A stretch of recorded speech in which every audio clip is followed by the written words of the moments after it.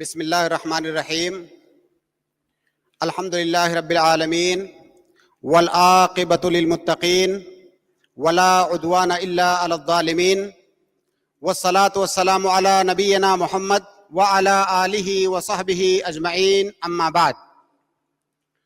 مقالے کا عنوان ہے زکوٰۃ میں عاملین زکوٰۃ کا حق۔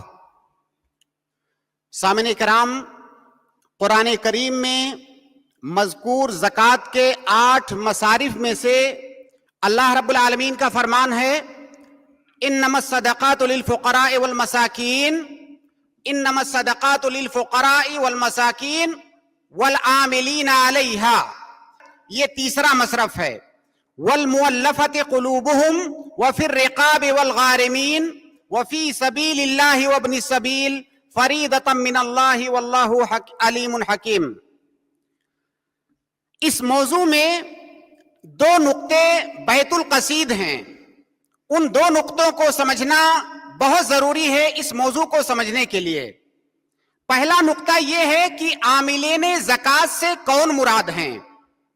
دوسرا نقطہ یہ ہے کہ عاملین زکوٰۃ کو زکوٰۃ میں سے کتنا دیا جائے گا۔ سامعین کرام، عاملین زکوٰۃ سے وہ لوگ مراد ہیں جنہیں حاکم وقت نے مقرر کیا ہو تاکہ وہ لوگوں کے پاس جا کر زکوٰۃ وصول کریں اور مستحقین زکوٰۃ تک پہنچائیں۔ لہٰذا اس مصرف میں وہ تمام لوگ شامل ہیں جو محکمہ زکوٰۃ میں کام کرتے ہوں اور جنہیں حاکم وقت نے زکوٰۃ وصولنے اور اسے مستحقین میں تقسیم کرنے کی ذمہ داری پر مامور کیا ہو۔ عاملین زکوٰۃ کی یہی تفسیر تمام علماء تفسیر نے کی ہے۔ امام قرطبی رحمہ اللہ فرماتے ہیں والعاملین علیہا یعنی السعاة والجباة الذین یبعثهم الامام لتحصیل الزکاة بالتوکیل علی ذلک، یعنی عامل زکوٰۃ وہ ہے جسے حاکم وقت مقرر کر کے زکوٰۃ وصولنے کے لیے بھیجے۔ عاملین زکوٰۃ کو زکوٰۃ میں کتنا مال دیا جائے گا، اس سلسلے میں علماء کے درمیان اختلاف ہے، لیکن راجح قول کے مطابق عامل زکوٰۃ کو اجرت المثل دیا جائے گا۔ عامل زکوٰۃ کو اجرت المثل دیا جائے گا۔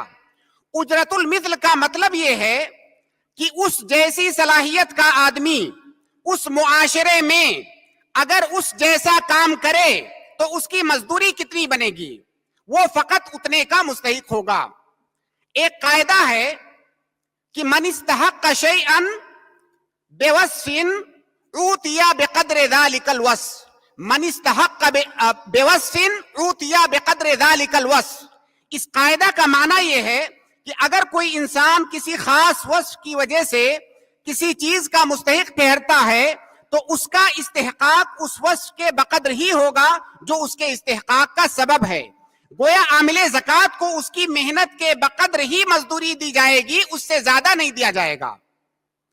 ہاں البتہ اگر عامل زکوٰۃ فقیر ہے تو زکوٰۃ میں اس کے استحقاق کے 2 اسباب ہیں، ایک تو اس کا عامل زکوٰۃ ہونا، دوسرا اس کا فقیر ہونا، لہٰذا اسے ان دونوں ہی اسباب کی بنیاد پر زکوٰۃ دیں گے۔ عامل زکوٰۃ ہونے کی وجہ سے اس کے عمل کے بقدر اسے اجرت المثل دیں گے، اور فقیر ہونے کی وجہ سے اسے مزید اتنا دیں گے جتنے سے اس کی 1 سال کی ضرورت پوری ہو جائے۔ سامعین کرام، جب یہ طے ہو گیا کہ عامل زکوٰۃ سے مراد وہ ہے جسے حاکم وقت نے مقرر کیا ہو، تو اب یہاں پر یہ سوال پیدا ہوتا ہے کہ کیا پرائیویٹ طریقے سے زکوٰۃ کو وصول کرنے والے عاملین زکوٰۃ میں شامل ہیں یا شامل نہیں ہیں؟ کیا پرائیویٹ طریقے سے زکوٰۃ کو وصولنے والے کیا عاملین زکوٰۃ میں شامل ہیں؟ کیا انہیں کچھ ملے گا یا نہیں ملے گا؟ زکوٰۃ کو مستحقین تک پہنچانے کے 3 طریقے ہو سکتے ہیں۔ پہلا طریقہ یہ ہے کہ حاکم وقت کی جانب سے مقرر کردہ عامل صاحب زکوٰۃ کے پاس جا کر زکوٰۃ کا مال وصول کرے اور اسے بیت المال میں جمع کرے، جہاں سے اسے مستحقین زکوٰۃ کے درمیان تقسیم کیا جائے۔ ایسے ہی لوگوں کو قرآن کریم کے اندر والعاملین علیہا کہا گیا ہے۔ ایسے لوگ اپنے عمل کے بقدر زکات کے مستحق ہوں گے، جیسا کہ ابھی تھوڑی دیر پہلے میں نے بتایا۔ دوسرا طریقہ زکات کو مستحقین تک پہنچانے کا دوسرا طریقہ یہ ہے کہ صاحب زکات بذات خود زکات کا مال مستحقین تک پہنچائے۔ ایسا انسان اس زکات کے مال کا مستحق نہیں ہے، کیونکہ اول تو وہ عامل زکات نہیں ہے، دوم یہ کہ جس طرح زکات نکالنا اس کی ذمہ داری ہے، اسی طرح زکات کو اس کے مستحقین تک پہنچانا بھی اس کی اپنی ذمہ داری ہے، لہذا اسے اس کام پر کچھ بھی نہیں ملے گا۔ سوم یہ کہ کوئی بھی انسان اپنی زکات کو اپنے ذاتی فائدے میں خرچ نہیں کر سکتا، اسی لیے صاحب زکات اپنی زکات کسی ایسے انسان کو نہیں دے سکتا جو اس کے نفقے کے تحت آتا ہو، لہذا اپنے اوپر خرچ کرنا بدرجہ اولا جائز نہیں ہوگا۔ زکات کو مستحقین تک پہنچانے کا جو تیسرا طریقہ ہے وہ یہ ہے کہ صاحب زکات پرائیویٹ طریقے سے اپنی زکات اپنے کسی وکیل کو دے جو مستحقین تک پہنچائے۔ یہ بھی عامل زکات میں شامل نہیں ہے، کیونکہ اسے حاکم وقت نے مقرر نہیں کیا ہے، بلکہ صاحب زکات نے اسے اپنا وکیل بنایا ہے، لہذا اسے بھی زکات میں سے کچھ نہیں ملے گا۔ اگر وہ وکیل اجرت لیے بغیر کام نہیں کرنا چاہتا ہے تو صاحب زکات اسے اپنے پاس سے اس کام کی اجرت دے گا، نہ کہ زکات کے مال سے، کیونکہ الوکالہ بے اجر یہ جائز ہے۔ اگر صاحب زکات اس کی اجرت زکات کے مال سے دیتا ہے، یعنی جس شخص کو اس نے اپنا مال دیا کہ یہ زکات کا مال ہے، اسے مستحقین تک پہنچا دو، اور اسی مال میں سے اس انسان کو کچھ اجرت بھی دے دیا، تو ایسی صورت میں اس کی پوری زکات ادا نہ ہوگی، بلکہ جتنا مال وہ اپنے وکیل کو دے گا زکات سے اتنا ہی کم ہو جائے گا۔ یعنی اگر 1000 زکات میں اس نے نکالا اور کسی انسان کو دیا کہ لے جا کر کے کسی مستحق کو دے دو، اور اس میں سے 100 روپیہ تم خود لے لینا، اس کا مطلب یہ ہوا کہ اس نے 900 روپیہ زکات نکالا ہے، 1000 زکات نہیں نکالا ہے۔ یہ مختصر انداز میں زکات کو اس کے مستحقین تک پہنچانے کے طریقے اور پہنچانے والوں کی اجرت کا حکم ہوا، جس کا خلاصہ یہ ہے کہ زکات کا مستحق صرف وہی عامل ہے جسے حاکم وقت نے مقرر کیا ہے۔ پرائیویٹ طریقے سے زکات وصول کرنے والا زکات میں سے کچھ بھی نہیں لے سکتا۔ مساجد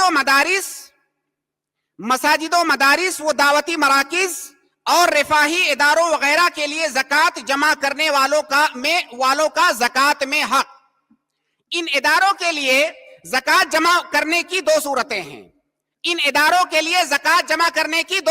ہیں۔ پہلی صورت یہ ہے کہ ان اداروں کے ذمہ داران اس لیے زکات وصول کریں کہ زکات کو ان اداروں پر صرف کریں گے۔ زکات اس لیے وصول کریں کہ زکات کو انہی اداروں پر صرف کریں گے۔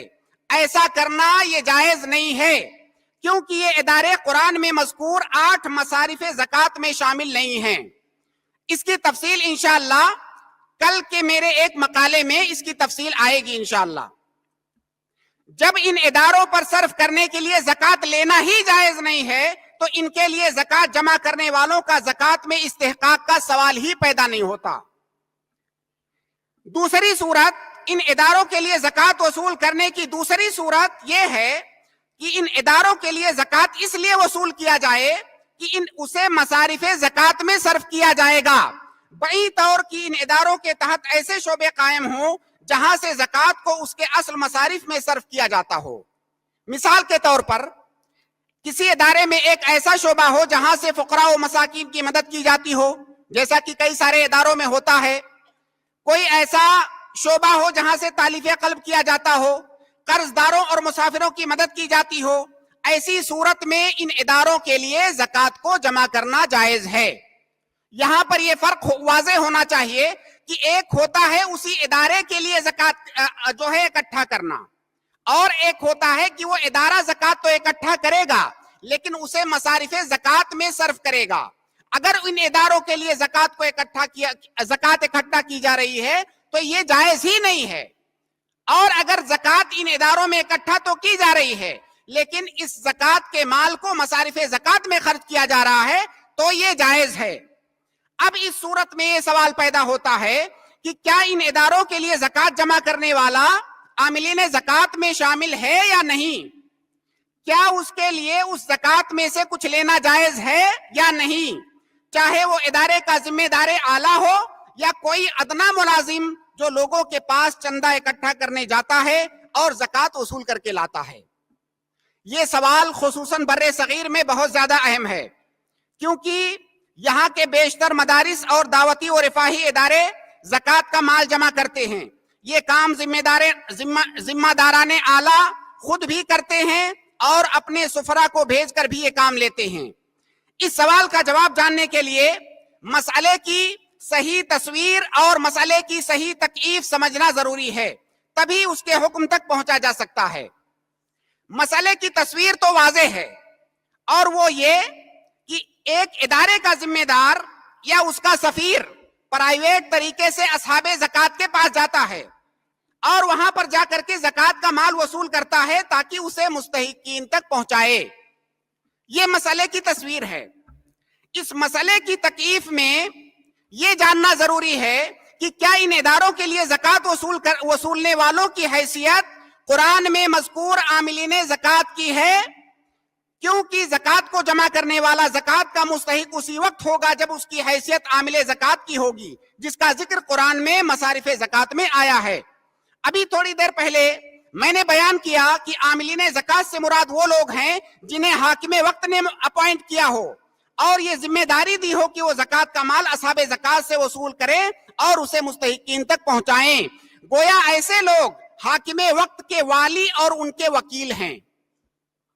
جب والعاملین علیہا کی حیثیت طے ہو گئی اور یہ معلوم ہو گیا کہ وہ حاکم کے وکیل اور نائب ہیں، تو یہ طے ہو گیا کہ والعاملین علیہا میں شامل ہونے کے لیے حاکم کی جانب سے ولایت اور وکالت ملنا یہ ضروری ہے۔ اگر کوئی تنظیم یا کوئی فرد حاکم وقت کے مقرر کیے بغیر زکات وصول کرے اور اسے مستحقین تک پہنچائے تو وہ والعاملین علیہا نہیں ہے، بلکہ وہ والعاملین فیہا ہے۔ پرائیویٹ طریقے سے زکات کو وصول کرنے والا یا کرنے والے والعاملین علیہا نہیں ہیں، بلکہ وہ والعاملین فیہا ہیں۔ سامعین کرام، دونوں تعبیرات پر غور کرنے کی ضرورت ہے، کیونکہ دونوں میں بڑا فرق ہے۔ والعاملین علیہا میں اللہ تعالیٰ نے علی کی تعبیر استعمال کیا ہے، جس میں علو اور استعلاء کا معنی پایا جاتا ہے، اور یہ علو اور استعلاء اسے حاکم کی جانب سے حاصل ہوا ہے۔ ایسے انسان کو حاکم وقت کی جانب سے ولایت حاصل ہے، لہٰذا اس کی حیثیت حاکم وقت کے والی اور نائب اور وکیل کی ہے۔ والعاملین فیہا کا معنی یہ ہوگا کہ حاکم وقت کے مقرر کیے بغیر کوئی زکات کا مال وصول کرے، ایسا انسان حاکم کا والی، نائب یا وکیل نہیں ہے، بلکہ صاحب زکات کا وکیل ہے۔ ایسا انسان پرائیویٹ طریقے سے زکات کو وصول کرنے والا انسان حاکم کا نائب نہیں ہے، بلکہ وہ صاحب زکات کا وکیل ہے، کیونکہ زکات کو مستحقین تک پہنچانے کی ذمہ داری صاحب زکات کی ہے۔ وہ اپنا کام خود نہ کر کے کسی اور کو اپنا وکیل بنا کر اس سے کروا رہا ہے، لہٰذا ایسا شخص والعاملین علیہا میں شامل ہی نہیں ہے۔ امام شافعی رحمہ اللہ فرماتے ہیں، ان کان مفرق الزکات هو المالک، ان کان مفرق الزکات هو المالک او وکیلہ سقط نصیب العامل ووجب صرفها الى الاصناف السبع الباقین ان وجدوا والا فالموجود منهم۔ اس کا خلاصہ یہ ہے کہ اگر کوئی اپنی زکات بذات خود مستحق تک جا کر کے پہنچا رہا ہے تو اس زکات کے اندر گویا کہ 7 ہی حق بنتے ہیں، 8واں حق ساقط ہو گیا، عامل والا حق اس میں بنتا ہی نہیں ہے۔ امام بہوتی حنبلی فرماتے ہیں، وَلَيْسَ لِرَبِّ الْمَالِ وَلَا لِوَكِيلِهِ فِي تَفْرِقَتِهَا أَخْذُ نَصِيبِ الْعَامِلِ لِكَوْنِهِ فَعَلَ وَظِيفَةَ الْعَامِلِ عَلَى الزَّكَاةِ لِأَنَّ أَدَاءَهَا وَاجِبٌ عَلَيْهِ فَلَا يَأْخُذُ فِي مُقَابَلَتِهِ عِوَضًا وَلِأَنَّهُ لَا يُسَمَّى عَامِلًا۔ شیخ ابن باز رحمہ اللہ فرماتے ہیں، وَأَمَّا الْعَامِلُونَ عَلَيْهَا فهم العمال الذين يوكلهم ولي الامر في جبايتها والسفر الى البلدان. شیخ ابن عثیمین رحمہ اللہ نے اس مسئلے کو متعدد مقامات پر بیان کیا ہے. حاکم کی جانب سے مقرر کردہ عمال اور پرائیویٹ طریقے سے زکوٰۃ وصول کرنے والوں کے درمیان فرق کو واضح کیا ہے. نیز انتہائی مدلل انداز میں یہ ثابت کیا ہے کہ حاکم کے عمال زکوٰۃ کے مستحق ہیں، جبکہ پرائیویٹ طریقے سے زکوٰۃ وصول کرنے والے زکوٰۃ میں سے کچھ بھی نہیں لے سکتے. یہاں پر شیخ کے اقوال بہت زیادہ کثرت کے ساتھ ان کی کتابوں میں اس موضوع سے متعلق ان کے اقوال ہیں. میں ان کے چند اقوال کو یہاں پر نقل کر رہا ہوں. شیخ فرماتے ہیں کہ والعاملین علیہا انتبہ لکلمت عامل علیہ ولم یقل العامل فیہا والعاملین علیہا والعاملین فیہا بینہما فرق عظیم.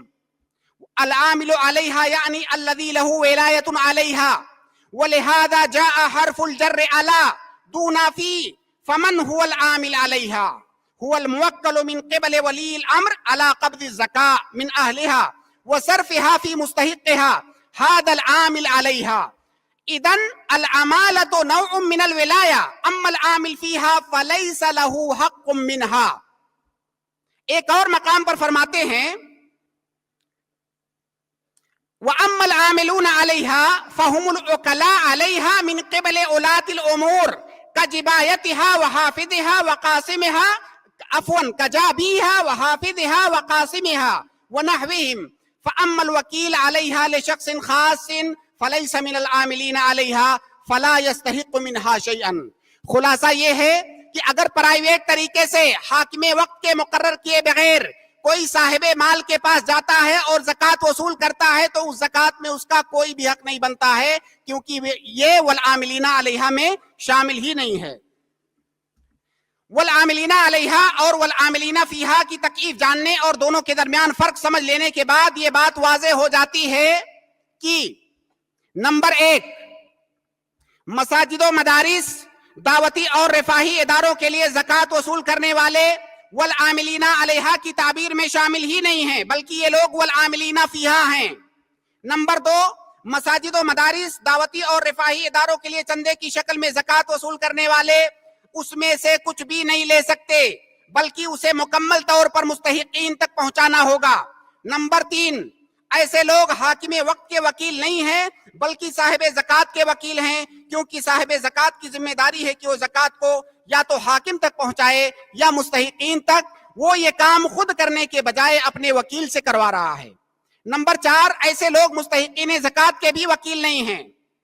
ایسے لوگ مستحقین زکوٰۃ کے بھی وکیل نہیں ہیں، کیونکہ یہ ان کا کام نہیں کر رہے ہیں بلکہ اصحاب زکوٰۃ کا کام کر رہے ہیں. دراصل زکوٰۃ کو مستحقین تک پہنچانا اصحاب زکوٰۃ ہی کی ذمہ داری ہے، جسے خود نہ کر کے وہ اپنا وکیل مقرر کرتے ہیں. نمبر 5 ایسے لوگ یا تو بلا اجرت رضاکارانہ طور پر کام کریں، ایسے لوگ رضاکارانہ طور پر یا تو کام کریں، اگر ایسا کرتے ہیں تو انہیں انشاءاللہ اجر ملے گا. اگر بغیر اجازت کے کام نہیں، اگر بغیر اجرت کے کام نہیں کر سکتے تو اپنے موکل یعنی صاحب زکوٰۃ سے اجرت کا مطالبہ کر سکتے ہیں. یعنی جس کے پاس وہ زکوٰۃ وصولنے جا رہے ہیں وہ کہیں کہ آپ کی زکوٰۃ میں مستحق تک پہنچاؤں گا لیکن میں اس کی اجرت لوں گا، اس کو آپ الگ سے دیجئے. نمبر 6 اگر زکوٰۃ وصول کرنے والے اپنی اجرت کا مطالبہ کرتے ہیں تو صاحب زکوٰۃ کو الگ سے انہیں اجرت دینا ہوگا، نہ کہ زکوٰۃ کے مال سے. اگر وہ زکوٰۃ کے مال سے ان کو اجرت دے گا تو اس اجرت کے بقدر اس کی زکوٰۃ ادا نہیں ہوگی. نمبر 7 ایسے لوگ زکوٰۃ کے مال سے سفر کا خرچہ بھی نہیں لے سکتے، سفر کا خرچہ بھی نہیں لے سکتے. اگر انہیں سفر کے اخراجات کی ضرورت ہے تو زکوٰۃ ادا کرنے والا الگ سے انہیں سفر کے اخراجات دے گا. نمبر 8 جب زکوٰۃ کو وصول کرنے والے وکیل ہیں تو وکیل کی طرح ہی تصرف کریں گے، وہ وکیل کی طرح تصرف کریں گے، مالک کی طرح سے نہیں. وہ زکوٰۃ کے مالک نہیں ہے کہ اب زکوٰۃ وصول کر کے لے آئیں تو اپنی منمانی جو چاہے اس میں کریں، وہ وکیل کی طرح سے ہی تصرف کریں گے. نمبر 9 اگر زکوٰۃ ادا کرنے والے اس بات کو جانتے ہیں کہ زکوٰۃ وصول کر کے لے جانے والے اس میں سے خود بھی لیتے ہیں تو ان کی زکوٰۃ مکمل طور سے ادا نہیں ہوگی، بلکہ زکوٰۃ کا جتنا حصہ وصول کرنے والے لے لیں گے اتنی کی زکوٰۃ کم ہو جائے گی. نمبر 10 اگر زکات ادا کرنے والوں کی لا علمی میں چندہ وصول کرنے والے زکات کا کچھ حصہ اپنے اوپر خرچ کرتے ہیں تو یہ سراسر خیانت ہے۔ نمبر 11، ہمارے معاشرے میں جو ماحول بنا ہوا ہے اس میں یہ بات سب کو معلوم ہے کہ زکات وصول کرنے والے اس میں سے خود بھی لیتے ہیں۔ اس صورتحال میں یہ نہیں کہا جا سکتا کہ زکات ادا کرنے والوں کو اس صورتحال کا علم نہیں ہے، سارے لوگ جانتے ہیں۔ ان نکات کی روشنی میں ایک بات میں زکات کا چندہ وصول کرنے والوں سے اور ایک بات زکات ادا کرنے والوں سے کہنا چاہتا ہوں۔ زکات کا چندہ وصول کر کے جو لاتے ہیں اس میں سے 1 روپیہ بھی ان کے لیے لینا حرام ہے، یہ جائز نہیں ہے۔ اور زکات وصول کرنے والوں سے یہ کہنا چاہتا ہوں کہ آپ کی ذمہ داری صرف زکات نکال دینا نہیں ہے۔ اگر آپ کو معلوم ہے کہ میں جس کو زکات دے رہا ہوں یہ لے جا کر کے پہلے اس میں سے خود کھائے گا، اس کے بعد باقی بچا ہوا فقراء اور مساکین کو دے گا، تو آپ کی زکات ادا نہیں ہوگی، کیونکہ آپ کو علم ہے۔ لہٰذا یہ بھی آپ کی ذمہ داری ہے۔ دیکھیے، مسلمان میں اصل یہ ہے امانت ہے، ہم کسی مسلمان پر شک نہیں کریں گے، لیکن جب صورتحال بالکل واضح ہو اور معروف ہو تو وہاں پر شک کرنا ضروری ہے۔ وہاں پر یہ پوچھنا ضروری ہے کہ یہ زکات جو آپ لے جا رہے ہو اسے مکمل طور سے مستحقین تک پہنچاؤ گے یا اس میں سے کچھ کٹ کر کے رکھ لو گے، یہ جاننا ضروری ہے، ورنہ آپ کی زکات ادا نہیں ہوگی۔ مسئلے کا حل، یہ بات مکمل طور سے واضح ہو گئی کہ زکات کا چندہ جمع کرنے والے اس میں سے کچھ نہیں لے سکتے، لیکن ہندوستان یا اس جیسے دوسرے ممالک میں یہ دشواری ہے کہ یہاں اسلامی نظام حکومت نہیں ہے۔ یہ سوال کئی لوگوں کے دماغ میں اس وقت بھی آ رہا ہوگا، جس کی طرف سے یہاں اسلامی نظام حکومت نہیں ہے، جس کی طرف سے زکات کو جمع کرنے اور اسے مستحقین میں تقسیم کرنے کا کوئی نظم ہو۔ دوسرے لفظوں میں یہاں والعاملین علیہا ہے ہی نہیں۔ ایسی صورتحال میں اس کا مناسب حل یہ ہے کہ زکات ادا کرنے والے زکات جمع کرنے والوں کو الگ سے ان کی اجرت دے دیں، کیونکہ وہ انہی کے وکیل ہیں اور انہی کا کام کر رہے ہیں۔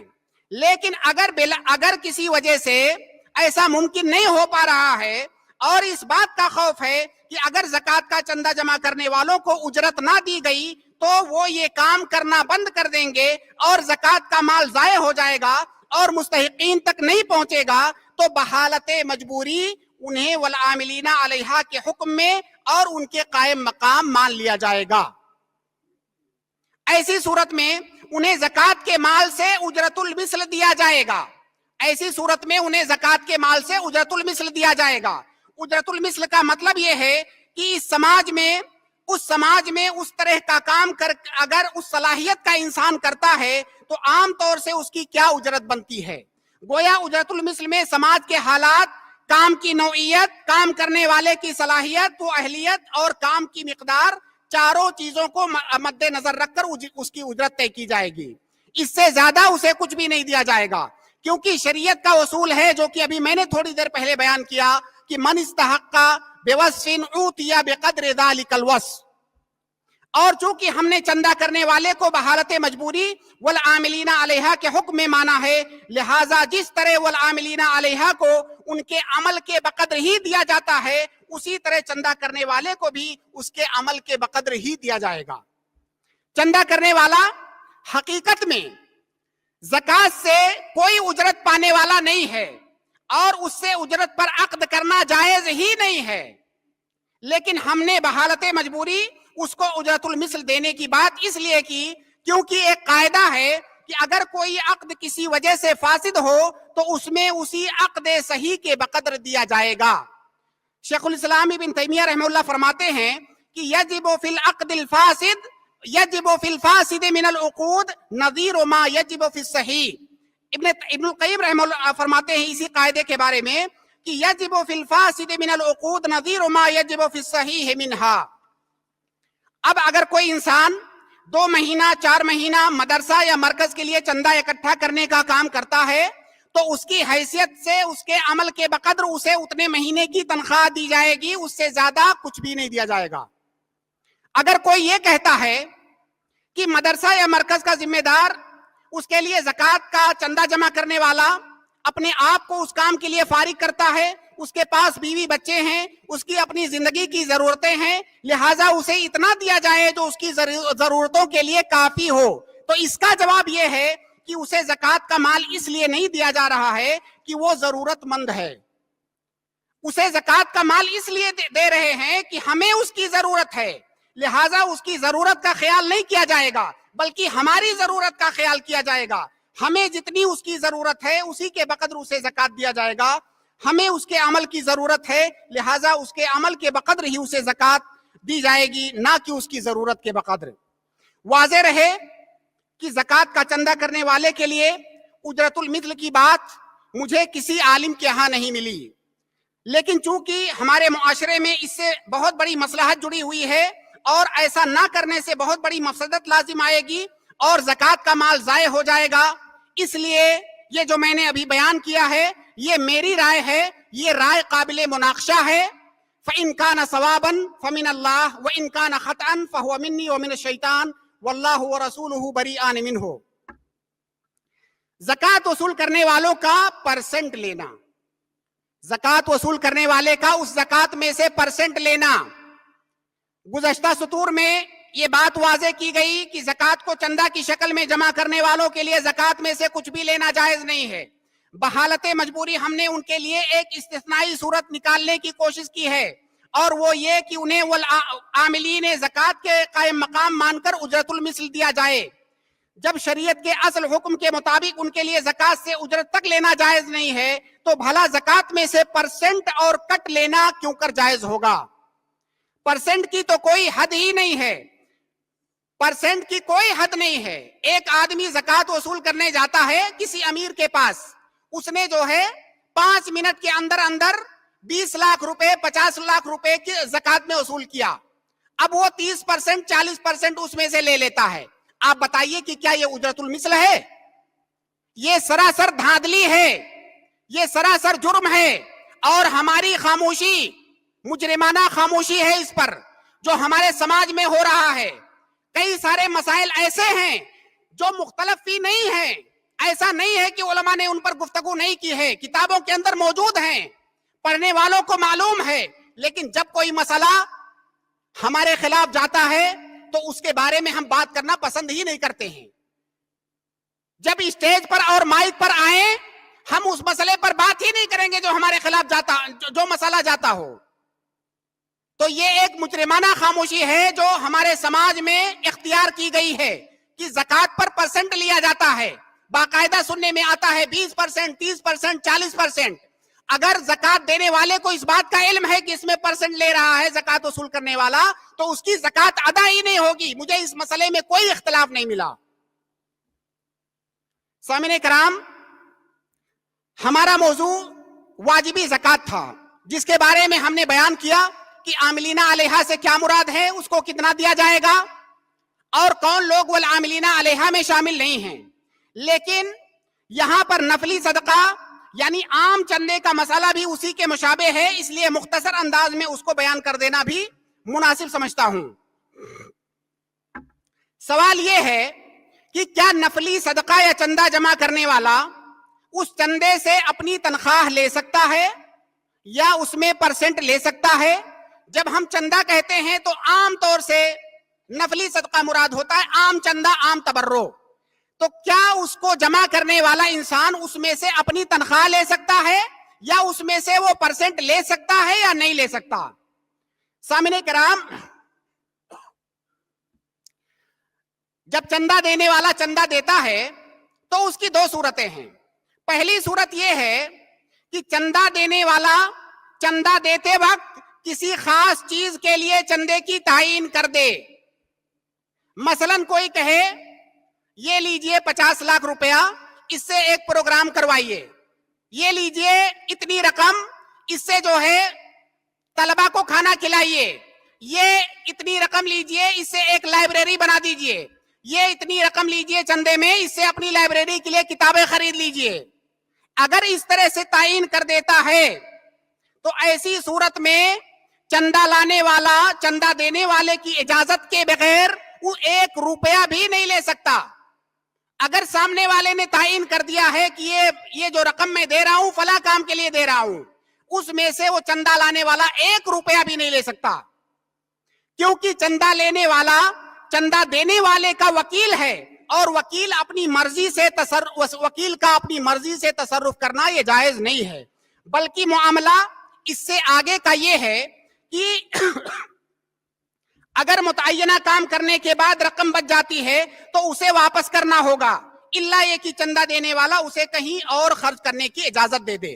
مثلا کسی نے چندہ دیا 50 لاکھ روپیہ ایک عمارت بنوانے کے لیے، طلبہ کے لیے، اب آپ نے وہ عمارت بنوائی، اس میں 40 لاکھ ہی لگا، 10 لاکھ بچ گیا، ایسی صورت میں اس 10 لاکھ کو آپ کسی خیر کے کام میں بھی خرچ نہیں کر سکتے، پہلے اجازت لینا ضروری ہے، وہ آدمی جس نے چندہ دیا تھا اس کی اجازت ضروری ہے، کیونکہ متبرع کا تبرع وہیں پر خرچ کیا جائے گا جس کی اس نے تعین کر دی ہے۔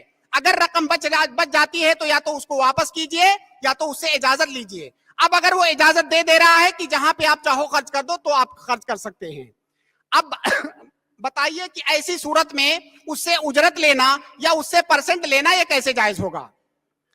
تو اگر مچند بغیر کچھ لیے ہوئے کام کرنا نہیں چاہتا ہے تو چندہ دینے والے سے بات کرے، وہ چاہے تو اسے الگ سے اس کام کی اجرت دے، اگر وہ چاہے تو اسی چندے میں سے کچھ لینے کی اجازت دے دے، لیکن یاد رہے اگر اس چندہ میں سے اسے لینے کی اجازت دیتا ہے تو وہ سمجھ لے کہ اس کا چندہ اسی کے بقدر کم ہو جائے گا۔